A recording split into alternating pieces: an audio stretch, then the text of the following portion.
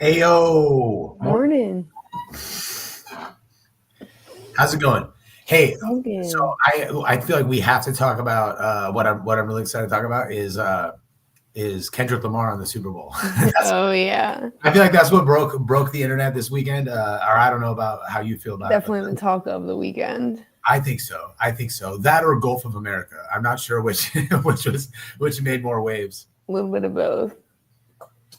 All right. First of all, did you watch the Super Bowl? I did. All right. Well, go birds.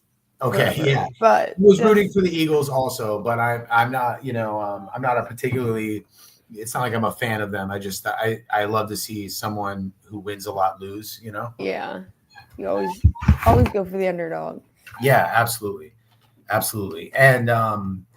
And I wanted to say before we talk about Kendrick Lamar and the halftime show about the advertising, have you seen anything about any fun ads? I felt like this was a little bit of a dud this year. I didn't get a lot of Yeah. ads that I was like really blown away with. Yeah. I saw a lot of like I don't know if you've ever heard the audio of like from Dance Moms where they rank it on a pyramid. So it's No. like on the bottom and like they rank them. So a lot of people didn't like the Hims and Hers ad. Did you see that one? I don't know. I don't know if I remember that one. It I was don't, like talking about how like the beginning was focused on obesity and how everyone is it was like calling out big pharma, but then it like turned and was like promoting GLP-1, which is semaglutide. So it was like coming at big pharma, but then promoting another another chemical basic. You know what I'm saying? Like yeah. another injection treatment. So people were like, what was that? Like, what was the point of that? And why are we not pushing just for healthier lifestyles rather than just another drug? Let me see if we can I want to see if we can watch it. Might be kind of fun just to watch it here. Mm-hmm. I wonder. Oh yeah, because I'm trying to find the actual ad though. I don't think I did watch this one. Him, him and her Super Bowl. It might be Hims and hers with an S. All I'm finding is the. I'm not actually finding the ad. I'm finding. Oh, here we go. Okay, let's watch this together. Let's see if I can do this correctly. Um, oh, first I gotta. I'm not in my premium account, so I gotta hold on and get through the ad. Fucking ads. No. Okay, wait. All right, You so can here just we keep them. go. All right, here we go. Let's watch it together. Oops. America's deadliest epidemic. This is America. 74% of us are overweight, and obesity leads to 500,000 deaths each year. Why, you just have to stop eating, Jimmy. This is America. Something's broken, and it's not our bodies, it's the system. Welcome to Weight Loss in America, Like and subscribe. a $160 billion industry that feeds on our failure. Yeah. There are medications that work, but they're priced for profits, not patients. This is America. This system wasn't built to help us. It was built to keep us sick and stuck. But not anymore. Hims and Hers offers life-changing weight loss medication They're affordable, doctor-trusted, and formulated in the USA. You get a treatment plan designed by a doctor. Is that sound on my side or is that? No, it's like that for mine too. You deserve to feel great in your body. This is the future of healthcare. This is Hims and Hers. Well, you know what? I got to be honest with you. Here's what I don't like about this. Like this whole beginning, so when you're watching a Super Bowl ad, in the beginning, to me, this is what my newsletter was about. Is like in an ad, what the reason that this is valuable, this is an awareness tool. It's a huge awareness tool. What I don't like about this is it took all this time to get to the point, and in this whole beginning part, I feel like I don't know. I wasn't really sure. I didn't really get the message for a long time into this. And to be honest, I was just put off because it felt like this was a little preachy.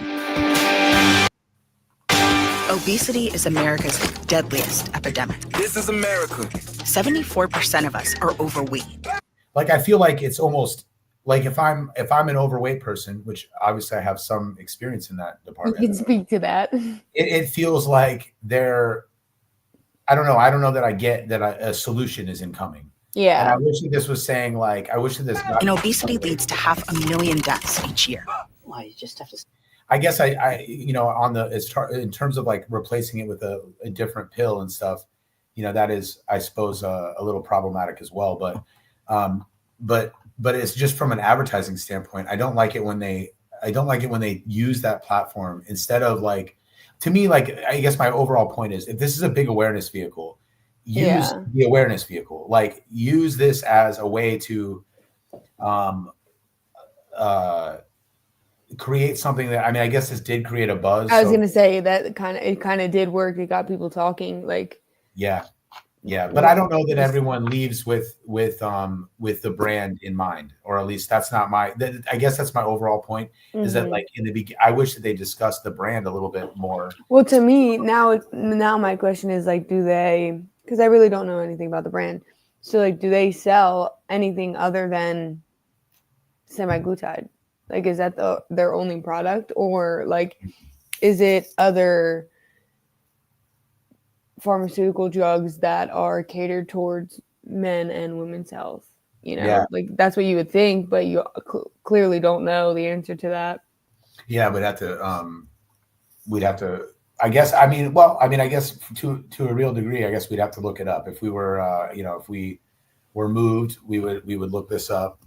And this is the only one. So I wanted to show, this is my favorite one. Let's do this one. See if I can find that. Okay, here it is. Okay, I'm gonna. The Instacart one was good too. Oh, let's do that one after this. Let's do after this. Okay, 1 second. Now I'm gonna share a screen again. This is why we need like a Jamie from Joe Rogan Experience. Okay, here we go.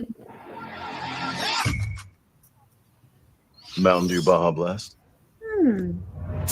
See, logo. All about Mountain Dew. Refreshing. It's kissed by the perfect amount of tropical lime.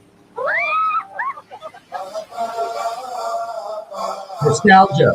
I love nostalgia. Always nostalgia.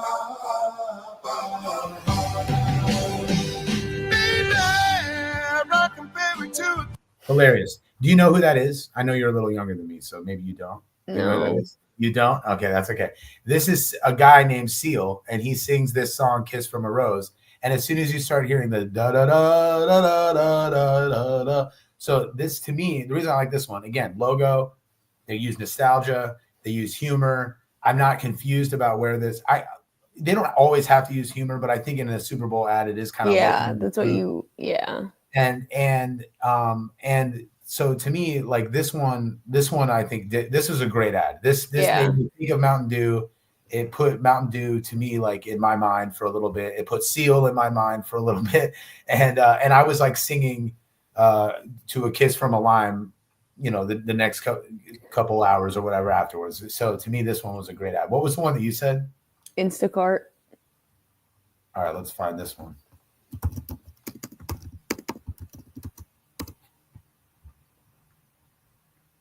Is this it?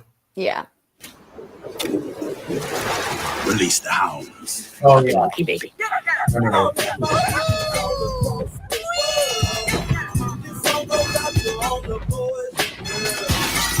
yeah. Nostalgia. With all the brands. I'm on a porch. Love it. Groceries are here. Love Thanks, it. babe. You get the milk? Oh god, that's a great one. I thought it was really good. Great one. I like being. Well, my question is did they have to get approval from all those different brands to feature the brands in that commercial? But it's probably a beneficial relationship to both, because it's like free advertising for all those brands that they included. So maybe it was a My guess is partnership. they didn't need approval 100% because they probably already have approval to use their brands in advertising just by the nature of the relationship. Oh, That that's being true. said, Yeah. But that being said, they 100% got them probably to bid with each other over whose characters were going to be featured. Going to be in it. Yeah, that's a good because, point. like, for example, like the Old Spice guy, he's really memorable to me, but he's not essential to that video. Yeah. So like, for Old Spice, it makes they really want to be in there. Chester Cheetah, you know, is like It probably was. Yeah. like it definitely was more of a bid rather than. I think they probably say to their brands, they're like, hey, who wants to be a part of this? It's XYZ dollars or whatever. And they probably do some kind of like collaborative media effort of that. Yeah. Because they were $8 million per ad. And always people ask me, like, is this worth it? You know, who would spend $8 million on one ad, you know? And I always say it's so worth it because we're not the only people making videos about it. About their favorite ads. And if you can, the opportunity value is so high with the Super Bowl advertising, the chance to make an incredible return on investment, the chance for virality is so high. And you know, I mean, even good and bad, like exactly. Even if you drastically fail, every person is going to be talking about it. Because it's the biggest stage, right? Like you're putting your brand in front of the biggest stage. Everyone's going to see it. And I mean, I worked out the numbers. The CPM of a Super Bowl ad is about $68 per mil, which is not like awesome. I mean, that's for television, that's about, you know, right in the zone. But what can't be included in a number like CPM is the opportunity to go viral, because the amount of people that are watching the advertising specifically, people watch, you know, people that don't watch football watch the Super Bowl just for that and just watch the advertising, or they Google the best ads of the, you know, that's frankly what I've been doing the last few years is I'll just Google the next Super Bowl ads and I just watch, you know, whatever the ones that collectively made the zeitgeist top roundup. Yeah, exactly. And I mean, that's usually a fairly good indication of what, you know, what was the most popular ad. But I think, again, the point of my newsletter at the end of it, you know, the big reveal is these are only valuable if you actually have a good website, if you're very searchable, because there's no way that anybody like saw that ad and then literally pulled up their phone and bought some Cheetos or like downloaded Instacart because they saw that ad. I don't think that's how it works. I think it's more like, you know, if seeing that ad made them think of Instacart and the existing customers on Instacart potentially used it, or, you know what I mean? They chose it over DoorDash today instead of Uber Eats or whatever. I don't think they got any conversions from the ad itself. I think if they already have that, Super Bowl ads only make sense if you already have that whole thing built up. If the rest already makes sense, and now you're operating in the awareness zone, all of your rest of your budget, it can just go to awareness. Then that's when I think a Super Bowl ad, $8 million for a Super Bowl ad makes a ton of sense.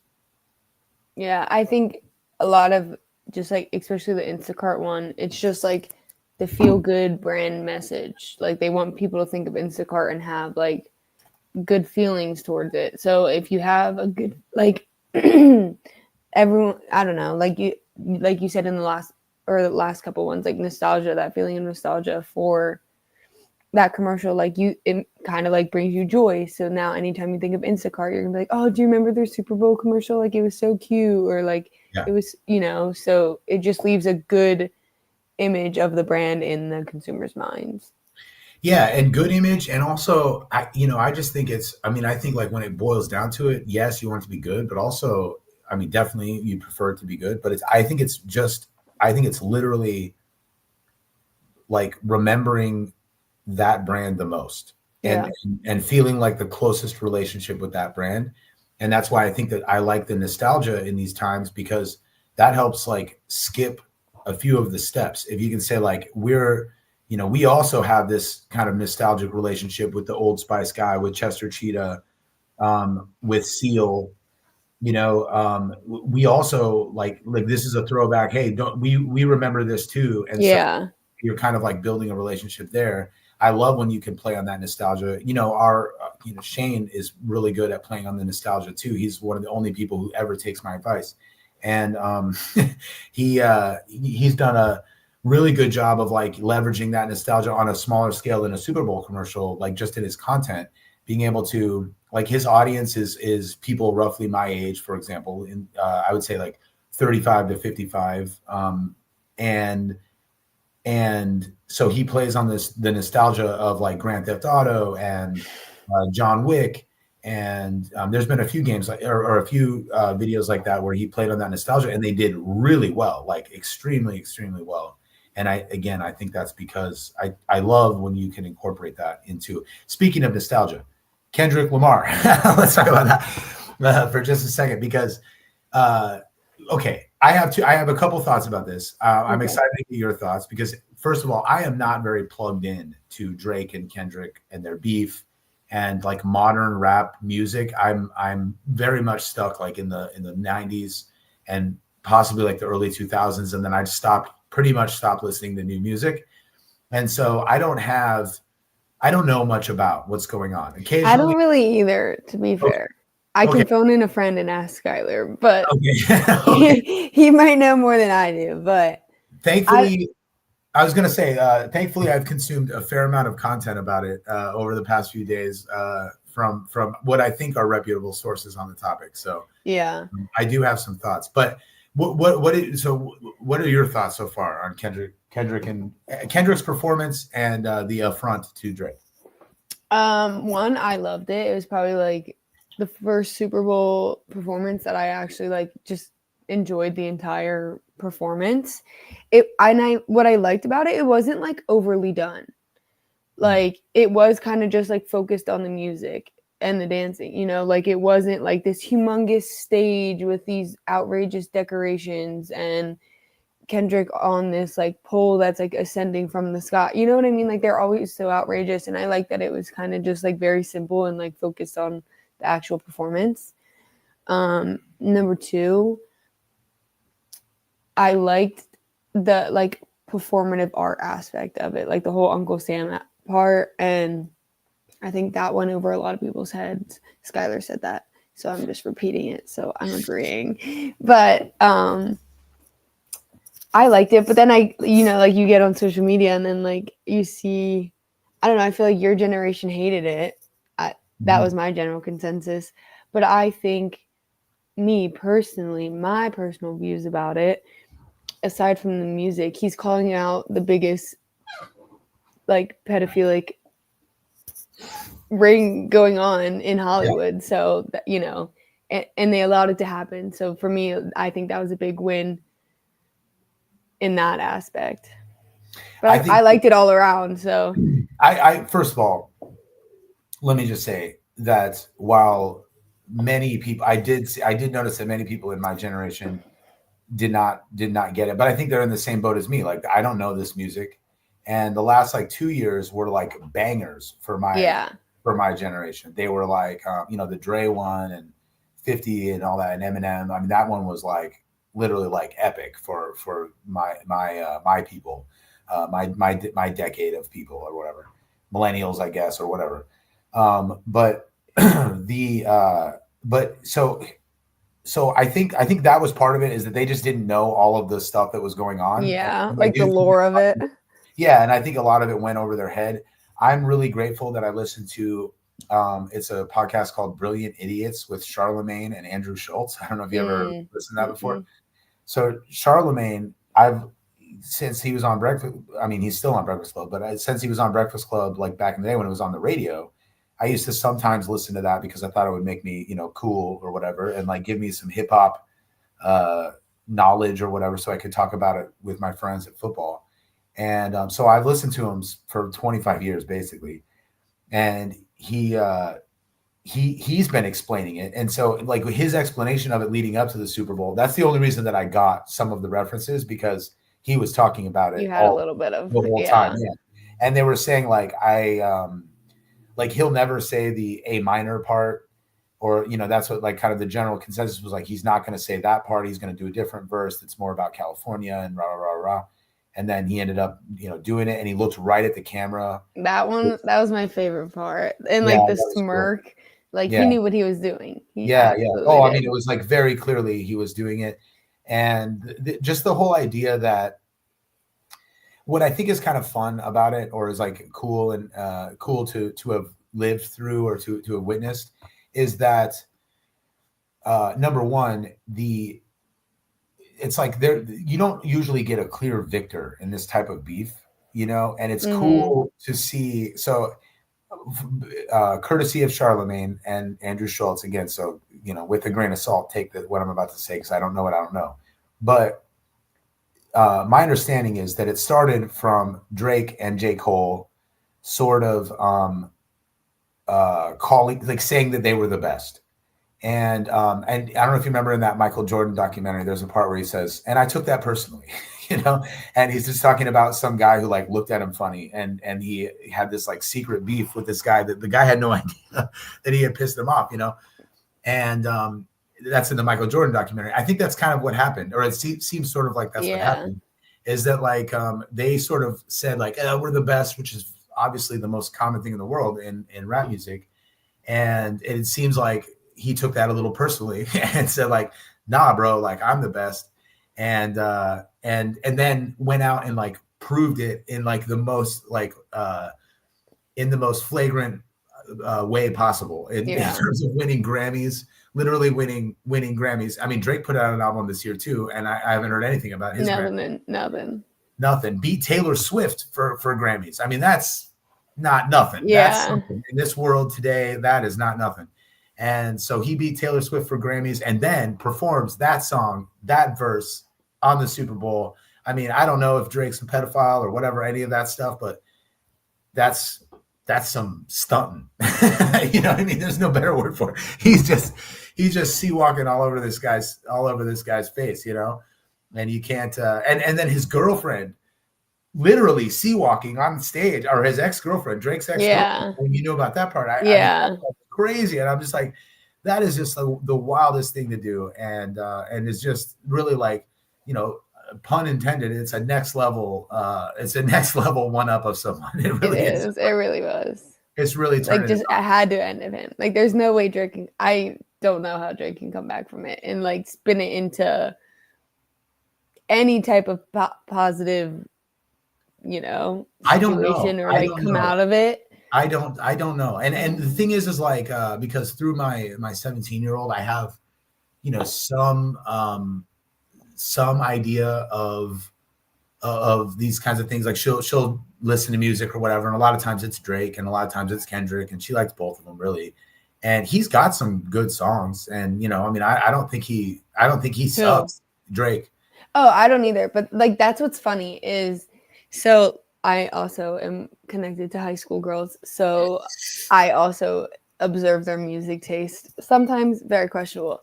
But over the summer specifically, like it wasn't the start of like the beef, but it was like at the height of some of the beef. It was like after one of the diss songs came out.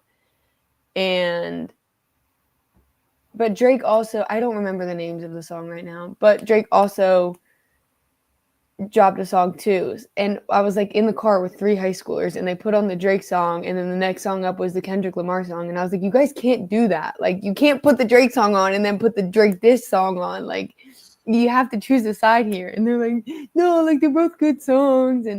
But one of my favorite like memes to come out of the Super Bowl halftime performance was like people's predictions of like what was going to happen. And someone was like, oh, they like imagine if they came out with Poetic Justice and Drake came out and sang with him, because that's I don't know if it's the only one, but it's a song that they did together on Kendrick Lamar's album. Oh shit. So it would have been funny if they came out like together and performed together, but obviously that didn't happen. I think that I mean, the pedophilia stuff makes me think that maybe he's not in on it, but otherwise I would say that it would be smart for them to both be in on it. In fact, like I've always thought it would be funny to like create a beef. Like I would love to for a client, like Wendy's did this beef with like exactly. Like basically like create a faux beef so that you can like I would love to. Well, you know, like that's actually what like influencers are tapping into now. 100% they are. Absolutely they are. And like I mean, anytime that their views go down, they beef with some other influencer so that everyone's just searching their names. and they plan it out, and they talk with that other person, and they be like, and they say that it's it's transparent between the two of them, but it's not transparent when to anyone else. Yeah, exactly. And I think that they've been doing that in rap. I think they've been doing that in rap music for a while. I think there's been some times where the beef is like both parties are potentially like maybe it's not even explicitly discussed, but it's just kind of like, we both know how this is going to go, and this is going to be good for both of us. But then when they start talking about being a pedophile, you start to go, I don't know about that. I don't know that anyone would be cool with that type of stuff getting out of there. One of my favorite memes that came out of this one was the entire Kansas City Chiefs disappointed. Have you seen any of those? It's a great picture. I don't know if I've seen that one specific. I mean, there's been a lot of good edits. Yeah, but I have an absolute favorite one, but I love the one where it's a lot of people. Actually, I'll tell you this: my group, what made the most halftime show waves in my generation was that he was wearing the pants that girls wore. Kendrick Lamar's pants were like the American Eagle, like flare cut, boot cut pants or whatever. That's what made the most noise in my circles. Now I can't. Which is surprising because wasn't it like bootcut jeans were a thing at one point for men, were a trend. I like the ones that he was wearing in the videos that I had seen. I think it's because it was skinny jeans to boot, not just complete flare. Yeah, right. Because in our time it was you would wear they would flare, but they were slapped throughout. Yeah. Right. His were tight at the top, like yoga. Yeah, they were real tight.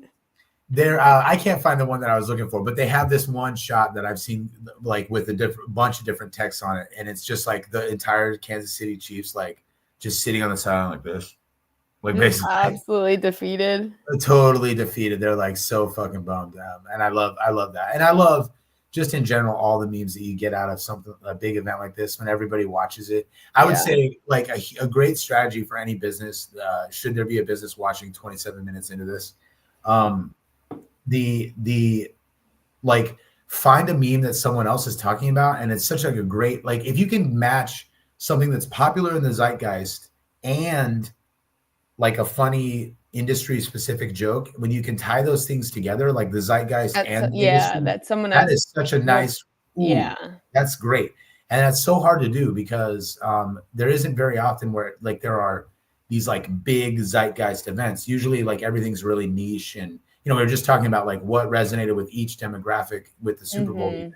It's not everybody resonated with the same part, and and so figuring that out is kind of tricky. But that being said, I highly recommend everyone try to take advantage of the Super Bowl memes if they can, businesses, and try to find their own industry specific ones. I've seen a lot of good ones about weightlifting and stuff, but I haven't seen very many industry ones yet. I think there's still time. Yeah, I think so too. Pump those babies out. All right, well, we are almost at 30 minutes, so let's get to work, and let's say goodbye to everyone else. Thank you for watching if you made it this far. See you all. Bye. See you next week.